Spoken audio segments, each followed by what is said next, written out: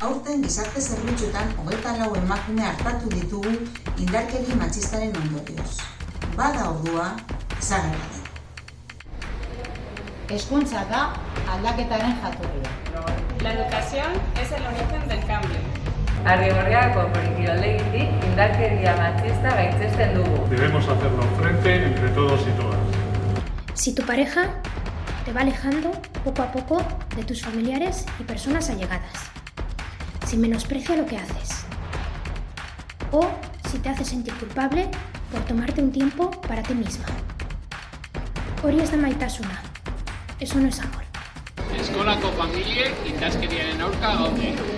Bolitzu, tratu, txar, matxistaren aurka.